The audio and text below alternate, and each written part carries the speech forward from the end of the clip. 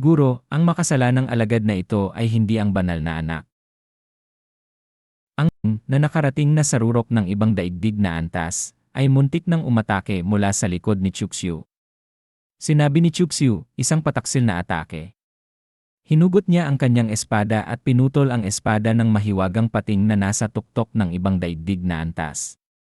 Nagulat ang dilaw na sisiw at nagsabi, malakas ka pala. Nagalit ang mahiwagang pating, ngunit agad siyang pinaghihiwa-hiwa ni Chuxu. Namangha ang mga tao at nagsabi, kahanga-hanga. Napakahusay ni nakatatandang kapatid Chu. Natalo niya ang demonyo nang siya lang mag-isa. Ang alam ko ay nasa tugatog ng yugto ng kabilaang pampang ang demonyong iyon, pero hindi man lang ito nakaganti sa kanya. Sa liwasang Taisu, nakita nila ang isang dambuhalang projeksyon ni Chuxu. Isang ginang ang nagsabi, ginamit ni Chuxu ang kidlat ng paghatol para patayin ang demonyo. Hindi pa ako nakakita ng ganoong nakakakilabot na kidlat. Pero paano niya iyon nagawa? Ang kaibigan niya ay nagsabi, nasa yugto pa lang siya ng dagat ng kamalayan. Kaya paano niya nakontrol ang kidlat? Sabi ni Taisuzi, Mengdi, nakita mo ba yon? Sumagot si Kimengdi, gintong liwanag na may halong ilusyon ng lotus. Si Chuxu ay may banal na katawang sinaunang panahon na mula pa sa mga alamat. Kaya pala mabagal ang kanyang pagsasanay sa simula. Sabi ni Taisuzi, talagang nakakagulat na naigupo ni Chuxu ang sumpa na nagsasabing hindi makapagsanay ang mga banal na katawan. Hanggang ngayon, wala pa ring napipiling banal na anak ang banal na lupa. Pagbalik ni Chuxu, gagawin natin siyang banal na anak. Nagulat si Kimengdi, at nagtanong si Taisuzi, tumututol ka ba? Sagot ni Kimengdi, hindi. Ngunit ang usaping may kinalaman sa banal na anak ay dapat pag-usapan muna ng lahat ng mga punong tagapagsanay. At saka, masyado pang mababa ang antas ni Chuxu ngayon, kaya tiyak na may mga kokontra. Naisip ni Kimengdi, may pagkakataon ang taksil na disipulong iyon na maging banal na. Anong klaseng lohika ito? Sabi ni Taisuzi, nauunawaan ko ang iyong mga pag-aalinlangan, pero sa ipinamalas ni Chuxu ngayon, naniniwala akong hindi tututol ang ibang mga guro sa aking mungkahi. At bukod pa roon, mabait siya at isang napakabuting bata. Nagtaka si Kimengdi at naisip, mabait. Hindi mo lang pa siya nakikitang kumilos laban sa akin. Sa liwasang tagapagdala, nakatayo pa rin si Chuxu, walang saplot sa itaas. Tinawag siya ni Suroksue, nakatatandang kapatid, ayos ka lang ba? Sumagot si Chuxu, salamat sa pag-aalala, nakababatang kapatid. Wala akong pinsala. Tiningnan sila ni Yefan at nagsabi, napakalakas niya talaga. Muli na naman akong naging tagapanood.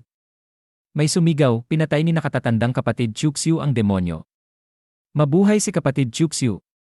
Napansin ni Chuxu ang isang ahas sa balikat ni Yefan at itinuro ito, sabay tanong, kapatid Ye, ano iyang nasa balikat mo? Sagot ni Yefan, iyan ang espiritual na hayop na bago ko lang nas. Tinalo raw niya ang dambuhalang ahas sa lupain ng kayamanan.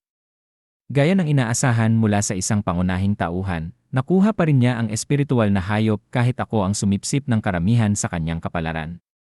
Tinanong ni Yefan, kapatid Chu, ano naman iyang nasa balikat mo? Sagot ni Chuxu, siya si Jitemi. Gaya ng nakikita mo, isa lang siyang sisiyo at maaaring ituring na alaga. Sumigaw si Temi kay Yefan, hoy bastos. Igalang mo ako. Sinong nagsabing pwede mo akong pangalanan? At ikaw ang sisiyo. Buong pamilya mo ay mga sisiyo.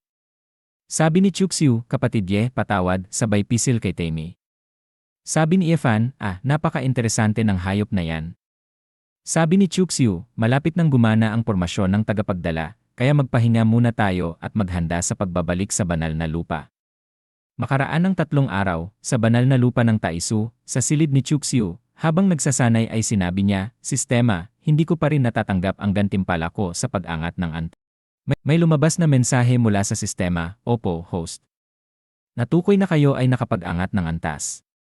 Nakamit ninyo ang mga gantimpalang ito, Batas ng Pagsasanay ng Banal na Katawang Sinaunang Panahon Bahagi 1 Batas ng Pagsasanay ng Banal na Katawang Sinaunang Panahon Uri, Teknikang Pandigma Antas, Banal na Antas Paglalarawan. Sa pagsunod sa batas na ito, maaabot ng banal na katawang sinaunang panahon ang mababang yugto ng banal na antas.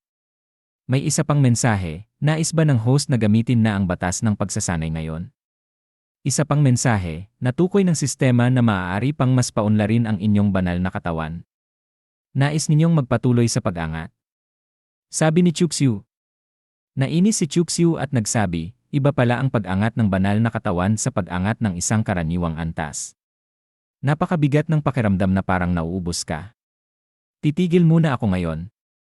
Mensahe mula sa sistema, itinigil ang pagsasanay. 100 puntos ng pag-angat ang nagamit sa pagpapalakas ng banal na katawan. Sabi ni Chuxiu, mukhang kailangan kong maghanda ng mas maraming elixir sa susunod na pag-angat ng banal na katawan.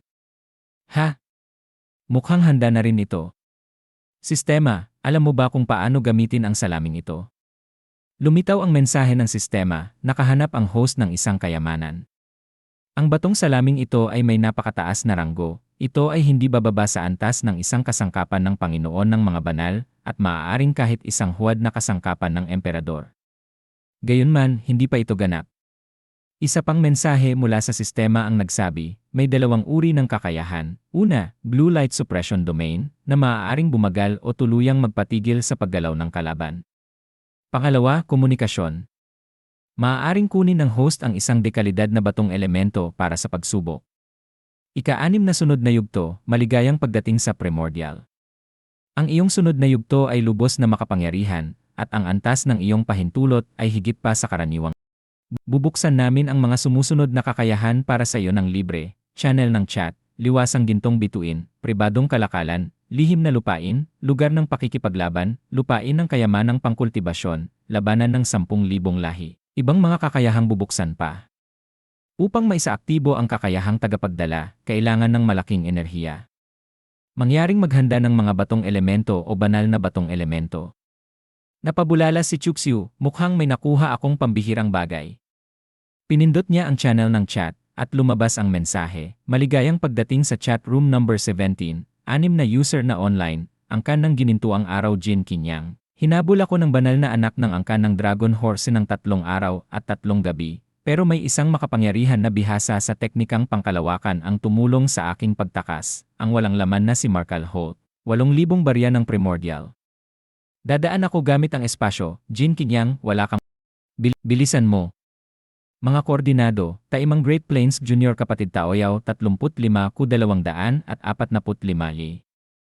Mangkukulam Simuer, nagsasagawa ako ng eksperimento ng kulam at kailangan ko ng maraming kaluluwa. May nagbebenta ba rito ng kaluluwang tao? Hindi patay na si Momoyat, meron ako. Ilan ang kailangan mo? Kung mas mababa sa 100,000, huwag na lang. Sumor, 500,000. Magkita tayo sa lugar ng kalakalan upang pag-usapan ang presyo. Naisip ni Chuxiu, hindi ko pa naririnig ang mga angkang ito. Ano ang Taimang Great Plains? At ano ang primordial?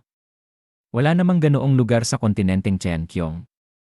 Bigla na lamang nagsalita si nakababatang kapatid na si Taoyaw, ha? Iyan ba ang maliit na hayop na kamakailan lang naalagaan ni nakatatandang kapatid Chu? Tumingin sina Chuxiu at Taimi sa pintuan at nakita si Taoyaw. Ilang sandali ang lumipas, nasa bakuran na ni Chuxiu si Taoyaw. Sabi ni nakababatang kapatid Taoyaw, napaka-cute ng sisiw na ito, sabay haplos ka. Sumigaw si Taimi, Gihai, ikaw na sutil na babae. Magpakita ka ng respeto, o kakainin kita ng matandang ito. Nagulat si nakababatang kapatid Taoyaw at nagsabi, isang maliit na gaya mo ang gustong kumain sa akin. Sabi ni Taimi, kapag ako ay naliwanagan na, gagawin kitang alipin at si Chuxiu naman ang gagawin kong tungkodyak. Sabi ni nakababatang kapatid Taoyaw, nakatatandang kapatid, tapos na ba ang iyong pagsasara ng sarili? Narinig kong may espiritual kang alagang nakuha, kaya pumunta ako para tingnan. Hindi ko inaasahang ganito ito kaaliw. Saan mo ba nakuha ang espiritual na hayop na mukhang ikalawang klase? Sumigaw si Taimi, wah! Sobra na kayo! Hindi ako espiritual na hayop, ako ay isang matatandang nilalang. Ibinato ni Chuxiu si Taimi at sinabi, huwag mong pansinin ang mabahong sisiw na yan. Nakababatang kapatid Taoyaw, may gusto ka pa bang sabihin? Sabi ni nakababatang kapatid Taoyaw, nakatatandang kapatid Chuxiu, maraming salamat sa iyong pagtanggap. May isa lang akong kapuspalad na hiling. Kapag may oras ka, maaari mo bang ikwento sa mga nakababatang kapatid ko ang mga nakita mo sa lihim na lupain? Gustong-gusto talaga nilang malaman. Sabi ni Chuxiu, sige. Iniabot ni nakababatang kapatid Taoyaw ang kanyang panyong sutla kay Chuxiu at sinabing, ito ang munting alay ko. Pakiusap tanggapin mo. Pagkatapos ay lumakad siya palayo at nagsabi, gabi na, kaya magpahinga ka na, nakatatandang kapatid. Inamoy ni Chuxiu ang panyo at nagsabi, ang pangalan ni Taoyao ay literal na nangangahulugang bulaklak ng melokoton. Ang amoy ng bulaklak ng melokoton. Kay gandang regalo. Pero wala pa rin ito sa bango ni Guro. Si Taimi, habang hawak ang ulo mula sa pagkabagsak, ay sumigaw, ikaw. Ano ba talaga ang gusto mo? Tinanong ni Chuxiu, hindi mo pa sinasabi kung ano ka, at ano ang koneksyon ng itlog na pinanggalingan mo sa bato. Sabi ni Taimi, batay sa alaala ng aking lahi, tila ako ay kabilang sa angkan ng banal na uwak. Tungkol naman sa koneksyon sa batong salamin na yon, hindi ko rin alam. Sabi ni Chuxiu, tama ang hinala ko mula sa simula. Ikaw nga ay mula sa angkan ng banal na uwak. Sabi ni Taimi, ang angkan ng banal na uwak ay isa sa mga angkang emperador. Yumuko kayo sa akin. Sabi ni Chuxiu kay Taimi, may iniwang karne ng kuneho ako para sayo. Sabi ni Taimi, na pala. May dumalaw sayo kanina, pero umalis din nang makita niyang nakasara ka sa pagsasanay. Tinanong ni Chuxiu, may naghahanap sa akin. Sino naman yon? Sabi ni Taimi, sa palagay ko ang pangalan niya ay Hua Lufei. Sabi niya magkikita kayo sa parehong lugar pagkalipas ng 3 araw. Umiti si Chuxiu nang may kapilyuhan at nagsabing, Sabi ni Taimi kay Chuxiu, ang late na, saan ka pupunta? Sumagot si Chuxiu, ang sobra-sobrang kuryosidad ay nakakasama sa sisiw. Huwag mong masyadong. Naisip niya, ginugol ko ang maraming enerhiya upang ma-breakthrough ang aking banal na katawan. Panahon na para hanapin ang aking guro at mag-replenish. Sa isa pang eksena sa silid ni Kimengdi, natutulog si Kimengdi habang nakaupo. Bigla niyang binuksan ang kanyang mga mata at naiisip, bakit dumating na naman ang rebelde na ito? Sabi ni Kimengdi kay Chuxiu, late na. Bakit hindi ka magpahinga sa sarili mong kwarto? Ano ang kailangan mo mula sa akin? Sumagot si Chuxiu, baka miss na ako ni Guro dahil hindi niya ako nakita sa mga nakaraang araw. Ang iyong disipulo ay hindi marunong, pakiusap, magturo ka, Guro. Naisip niya habang tinitingnan si Kimengdi, tama ang hinala ko, ang heavenly fragrance body. Natural na naglalabas ka ng nakakaakit na amoy ng orkidyas kahit nakaupo ka lang dyan. Biglang lumapit si Chuxiu kay Kimengdi at sinabi niya, rebelde, mag-ingat ka sa iyong ugali. Sumagot si Chuxiu, andito na rin lang ako. Huwag nating sayangin ang magandang tanawin na ito. Guro, sumama ka sa akin sa 6 na oras pagkatapos nagpakita ang isang mensahe mula sa sistema, nakita na wala kayong seal ng Heavenly Fragrance Body Master. Ang iyong talento sa kultibasyon positibo 200. Paulit-ulit ang mensahe ng 4 na beses, at sa huli, nagsabi, ang iyong talento ay umabot sa 2,214 na. Nayanig ang katawan ni Kimengdi habang inaayos ni Chuxiu ang kanyang armband. Lumabas si Chuxiu sa silid at mumiti si Kimengdi habang pinagpapawisan mula sa kasiyahan. Lumabas si Chuxiu at nagsabi, ang nakakatakot na babae na ito. Dapat sana ay nisil ko na ang kanyang kultibasyon. Nagkomento ang isang mensahe mula sa sistema, Giraredesai. Hindi ko inasahan na hindi kayanin ng iyong primordial sacred constitution. May isa pang mensahe na nagsabi, nakakahiya ka, host. Kahit ikaw ang demonyo na may walang kapantay na talento, kailangan mo pa ring magsalansang sa pader. Nagalit si Chuxiu sa sistema ngunit naiisip, ano bang nangyari kay Guro ngayon? Hindi ko siya nisil pero sobrang cooperative. 3 araw pagkatapos nag-ihaw si Chuxiu ng isang malaking manok, naiisip, marami akong natanggap na talento mula kay Guro sa nakaraang 3 araw. Malapit na ang aking breakthrough sa kultibasyon. Nagtataka ako kung anong dahilan kung bakit ako niyaya ni Sister Hua ngayon. Pero pwede ko naman siyang subukan sa aming pagkikita mamaya. Hindi ko naman laging kayang pilitin ang aking sarili. Bigla, isang espiritual na daga ang dumating at nag-squeak habang dumidila sa pagkain na inihahaw ni Chuxiu. Tiningnan ni Chuxiu ang espiritual na daga ng may madilim na tingin at ito'y nag-squeak sa takot. Sabi ni Hua Luffy kay Chuxiu, napaka-cruel mo naman. Takot na takot ang maliit na bagay na yon sa'yo. Sumagot si Chuxiu, nagkamali ka, Sister Hua. Sobrang duwag lang niya. Tumingin lang ako sa kanya. Umupo si Hua Luffy sa tabi ni Chuxiu at nagtanong, ano? Bakit mo ako tinitingnan ng ganyan? Sabi ni Chuxiu, Sister Hua, may nanliligaw. Nalito siya sa tanong niya at sumagot, habang umuunlad ang isang babaeng cultivator, lalo siyang gumaganda. Ang hitsura ng isang cultivator ay mas malapit sa natural na kalooban ng langit. Hindi naman ako ganoon kamagandang nakikita sa mundo ng kultibasyon, kaya't natural na walang may nanliligaw sa akin. Sabi ni Chuxiu, Kiaridese. Kasi sila'y mga bulad. Sa mata ko, talagang maganda ka, sister. Para kang isang tula. Sabi ni Hua Luffy, oh. Anong tula? Binanggit ni Chuxiu, ang ulap ay iniisip ang damit, ang mga bulaklak ay iniisip ang kagandahan, ang simoy ng hangin sa tagsibol ay dumadaan sa labas ng bintana, malabnaw ang hamog. Kung hindi ko nakita ang magagandang ulap sa tuktok ng bundok, makikita ko sana ikaw sa ilalim ng malamlam na buwan. Sabi ni Hua Luffy, hindi ko inasahan na marunong ka pang magtula. Magandang tula, pero hindi ako kasing ganda ng inilalarawan sa tula. Natawa si Chuxiu sa sarili, naiisip, hindi ko inaksaya ang oras sa klase ng. Pagkatapos ay nagsabi, tungkol doon, Sister Hua, paano kung manligaw ako sa'yo? Lumapit siya at nagsabi, talaga, gusto ko ang isang ganitong ate. Natawa si Hua Luffy at nagsabi, bata ka pa, tapos sasabihin mong manliligaw ka sakin. Alam mo ba kung gaano ako katanda? Tinignan ni Chuxiu ang isang bagay kay Hua Luffy at nagsabi, talaga, ikaw nga ay medyo malaki. Tinakpan ni Hua Luffy ang kanyang dibdib at nagsabi, paano mo nagawa yon? Hindi ko inasahan na isa kang playboy. Hindi pa rin matanggal ang mata ni Chuxiu sa dibdib ni Hua Luffy. Nagbalik si Chuxiu at nagsabi, ang pagpapahalaga sa kagandahan ng mga babae ay karapatan ng mga lalaki. Hindi mo pwedeng alisin ang karapatan ko bilang isang lalaki. Bukod pa riyan, hindi hadlang ang edad.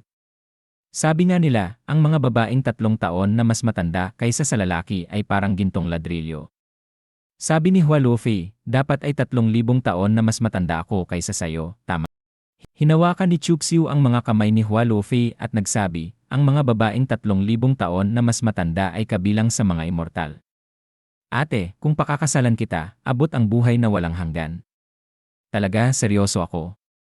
Mas totoo pa kaysa sa pinakamagandang perlas ng Snow Clam King mula sa Timog Dagat. Tanong ni Hua Luffy, nais mo ba akong akitin, batang lalaki? Sabi ni Chuxiu, hindi ito pang-akit. Hindi ko lang kayang pigilan ang sarili ko. Bukod pa riyan, Sister Hua, hindi ako maliit. Kumuha si Chuxiu ng drumstick at nagsabi, tikman mo ang aking kakayahan, ate. Kumagat si Hua Luffy agad at nagsabi, hindi masama. Sumagot si Chuxiu, masyadong mababa ang kultibasyon ng espiritual na hayop na ito, kaya't katamtaman lang ang lasa. Sabi, mas masarap ang karne ng Great Saint Wild Beast at mas nakapagpapalusog pa kaysa sa Ancient Medicine King. Kapag mataas na ang aking kultibasyon sa hinaharap, maghuhuli ako ng Great Saint Wild Beast at ihaw ko iyon para. Kinuha ni Chuxiu ang isang banga ng alak at nagsabi, samahan mo ako mag-inom. Sabi ni Hua Luffy, hindi ako magaling uminom. Pinilit ni Chuxiu, sister, samahan mo lang ako mag-inom. Alak ito mula sa aking bayan, tinatawag na Together Not. Nagbuhos si Chuxiu ng isang tasa ng alak, pinagmamasdan ito habang yumuyuko sa hangin.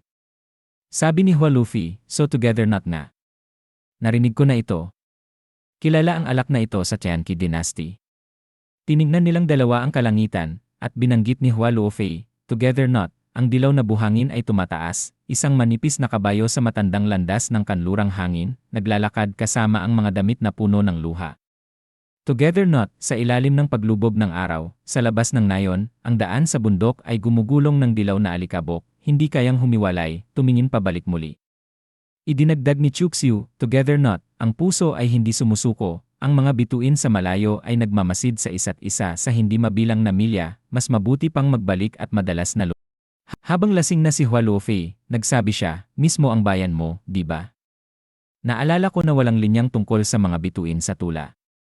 Ano, hindi ka ba taga dito? Lumapit siya kay Chuxiu at ipinatong ang kanyang dibdib sa kanya. Mabilis na sumagot si Chuxiu, imposible yon. Ayon sa kwento, ang senior na gumawa ng Moxiang Yi ay galing sa isang sinaunang bituin ng buhay mula sa labas ng ating domain. Ako lang ang kumuha ng alusyon na yon at gumawa ng isang linya. Uminom pa si Hua Luffy at nagsabi, naintindihan ko. Tinanong ni Chuxiu, Sister Hua, talagang hindi ka makainom. Lasing ka na ba? Sumagot si Hua Luffy, medyo. Ang mga mata niya ay unti-unting nagsasara. Nagpatuloy siya, "Yila the way, narinig ko na malapit ka ng maging Holy Son. Congratulations." Hinawakan ni Chuxiu ang kanyang baywang at nagsabi, "Sister Hua, malaki ba ang kapangyarihan ng Holy Son?" Sumagot si Hua Luffy, "Malaki. Basta, mas malaki kaysa sa akin," ang elder ng Dao. Maingat na hinaplos ni Chuxiu siya at nagsabi, "Paano kung ipagdasal ko sa Saint Master na ipakasal ka sa akin?" Sumagot si Hua Luffy, "Sa tingin ko, hindi papayag si Saint Master, di ba?" Bumulong si Chuxiu ng may pangakit, "Paano mo malalaman kung hindi mo susubukan?" Sumagot si Hua Luffy, "Tama na yan. Ang Saint Master ay nagpapagalaw ng hangin at ulap. Sa panahon ng seremonya ng Holy Son, tiyak na may mga hamon na darating sa'yo. Dapat mong paghandaan." Sa Taisu Holy Ground, sabi ng isang lalaki, narinig ni Senior Brother Changlong mula sa pangalawang elder ng Jiang Peak na si Chuxiu ang magiging Holy Son. Sumagot ang kaibigan, "Naalala ko na kamakailan lang ay umabot lang si Chuxiu sa Divine Bridge Stage. Marami pang disciples na mas mataas ang kultibasyon kaysa sa kanya. Bakit siya pa ang pipiliin nilang maging Holy Son?" Sabi ng isang kalbong lalaki, "Mukhang si Chuxiu nga ang magiging Holy Son." Sabi ng isang babae, "Wow. Talaga, bilang si..." Isang kalokohang lalaki ang nagsabi, "Si Chuxiu, magiging Holy Son talaga." Sabi ng kasamahan niyang kalokohan, "Sai, bakit hindi naman tayo nakakakita ng ganitong pagkakataon?" Sa Xiaoyi Peak Court, isang boses ang sumigaw, "Bastardo. Paano siya magiging Holy Son? Ako nga, nagtatrabaho sa mga Shadow Wars para lang maging direktang disipulo sa Yonsei Peak, tapos siya, tahimik lang at naging Holy Son. Bakit ganito ang hindi pagkakapantay-pantay ng langit? Chuxiu, maghintay ka lang. Ipapakita ko sa iyo." Sa bundok, dalawang babae ang lumapit kay Chuxiu at nagsabi, "Senior Chuxiu, magalang po kami kay Senior Chuxiu." Tumingin si Chuxiu sa malayo at nakinig sa usapan ng mga babae habang sinasabi nila, dinala ng Fourth Sword Master mula sa Unlimited Blade Realms ang kanyang dalawang paboritong disipulo. Sinasabi nilang tatalunin nila ang Holy Son sa Heaven Stepping Stairway at ipalaganap ang kanilang Sumagot ang isa pang babae, "Narinig ko na ang mga ito, sina Long Qingfeng at Long Xuyue, isang pares ng kambal na lalaki at babae. Pareho silang may sword constitution. Kapag pinagsama ang kanilang mga espada, makikilala sila sa mga kabataang henerasyon. Hindi lang sa Unlimited Blade Realms. May isang kabataan mula sa Jiang family na may Divine Emperor Constitution. Pinipilit niyang pigilan ang Holy Son mula sa pagtapak sa hagdang-hagdang iyon. May isa ring special constitution mula sa Taiyi Holy Grounds." Sumagot ang babae, "Ano, Taiyi Wei Constitution? Isa na namang hindi matitinag na constitution. Dumadami na ang mga elite. Malapit na ang malaking panahon." Saihing, sinabi ng babae sa pula, "Hindi ko alam kung kaya bang talunin ni Holy Son Chuxiu ang mga elite na ito." Sumagot ang babae sa puti, "Mahihirapan siya. Takot ako na madali siyang matatalo sa seremonya at madudumisan ang dangal ng ating holy ground." Naisip ni Chuxiu, tama si Sister Hua, puno ng hidwaan ang seremonya ng holy. Kung isipin ko nga, may matibay akong ugnayan sa Unlimited Blade Realms. Naalala ko, 20 taon na ang nakalipas, ang kanilang Holy Son at daughter ay kambal din, ang kuya ay si Feng Tingyang, isang tanga na naniniwala na siya'y hindi matitinag at tingin niya'y walang katulad siya. Pinagsamantalahan niya ang mga tao na walang sekta tulad ko, tinawag akong demonyo, at hinarangan ang aking pagpasok sa Yihuang Tower. Sa huli, pinatay ko siya sa West Lake ng Middle State.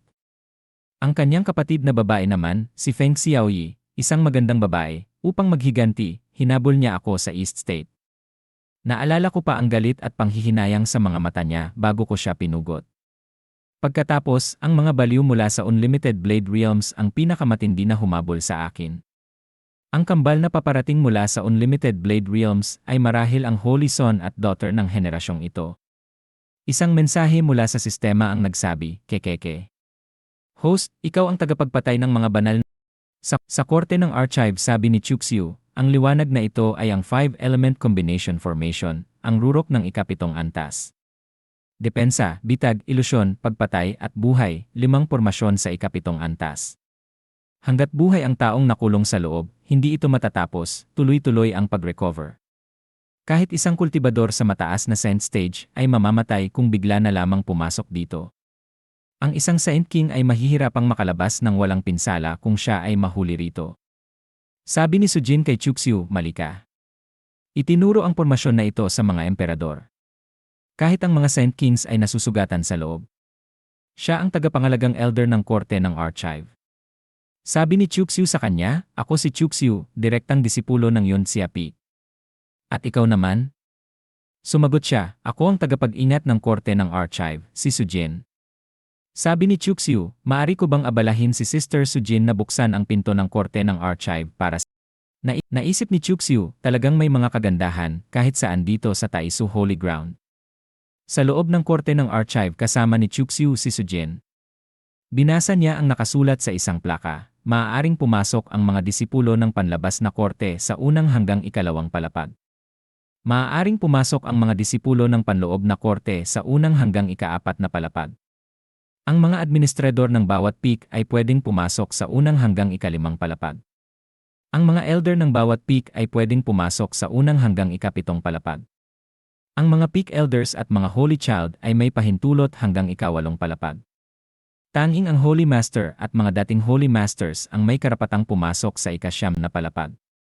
Sa ikapitong palapag ng korte ng archive, sabi ni Ifan, "Elder, pwede bang pababain ang halaga ng Three Kings Cultivation Technique? Kulang ang Sagot ng elder, "Kung kulang ang kontribusyon mo, kumuha ka pa. Bumalik ka kapag sapat na." Sabi ni Ifan, "Hindi ba pwedeng kaunting kabaitan?" Siya ang tagapamahala ng mga sinaunang kasulatan, at sinabi niya, hindi pwede. Bumuntong hininga si Ifan, "Sige na nga." Lumapit si Chuxiu at nagsabi, "Brother Ye, narito ka rin pala." Sumagot si Ifan, "Brother Chu, may nakita akong body cultivation technique na gusto ko, pero kulang ako sa contribution points, kaya hindi ko ito mahiram." Nakakainis. Kung may sobra kang points, pahiram naman. Ibabalik ko rin agad. Sabi ni Chuxiu, "Kailangan ko rin magpalit ng scrolls, at sapat lang ang puntos ko. Pasensya na." Sabi ni Ifan, "Sige, hihiram na lang ako sa ibang disciples. Pasensya na sa abala." Naisip ni Chuxiu, gustong-gusto niya ang teknike na yon. Nakahanap na naman ba siya ng kayamanan? Lumapit si Chuxiu sa elder habang nagbabasa ito. Sinabi niya, "Elder, ilang contribution points ang kailangan para mabasa ang Three King Body Cultivation Technique?" Sabi ng elder, si Chuxiu pala. "Kinakailangan ng 50,000 puntos para sa scroll na yan, pero kung gusto mong basahin, libre na. Huwag mo lang itong ilabas ng archive." Sumagot si Chuxiu, "Nagpapasalamat ako sa kabutihan mo, elder, pero hindi magandang labagin ang mga patakaran ng banal na lupaing ito." Naisip ni Chuxiu, ganito na ba kalaki ang pangalan ko? Nakakagawa na ako ng mga bagay gamit lang ang mukha ko rito sa Taisu Holy Ground. Kinuha ng elder ang isang libro at iniabot ito kay Chuxiu, sinasabing, "Ang mga patakaran ay patay, pero ang tao ay buhay. Kunin mo at maghanap ka ng lugar kung saan ka makakabasa." Sabi ni Chuxiu, "Maraming salamat, elder." Sa korte ng pagpapalago, tiningnan ni Chuxiu ang pamagat ng libro, Heavy Grade Body Cultivation Technique. Naisip niya, bakit nagmamadali si Ifan para mahiram ang librong ito? Enan, mas makapalang pahinang ito. Aba, may problema talaga. Hindi naman binuklat ni Ifan ang librong ito. Paano niya nalaman ang kakaibang pahina? Posible bang si Brother Yi ay may golden eye? Napansin ni Chuxiu ang isang bagay sa pagitan ng mga pahina. Kinuha niya ito at sinabi, "Ito ay Heaven Silk." Ayon sa alamat, ang sangkap na ito ay sobrang tibay at halos walang katumbas ang halaga. Hindi ito nasisira kahit pamilyong taon ang lumipas, at halos imposibleng matagpuan sa panahon natin. Sayang at kaunti lang ito, pero ang impormasyong isinusulat sa Heaven Silk ay siguradong napakahalaga. Ayos, jackpot na ito. At dito na nagtatapos ang video natin ngayon. Maraming salamat sa panonood, sobrang na-appreciate ko kayo lahat. Kung nagustuhan nyo ang content, huwag kalimutang i-like at mag-subscribe para hindi nyo ma-miss ang susunod na mga videos. May gusto kayong sabihin o may tanong? Mag-comment lang sa baba, gusto kong marinig ang opinyon nyo. Hanggang sa susunod, mga kagoto.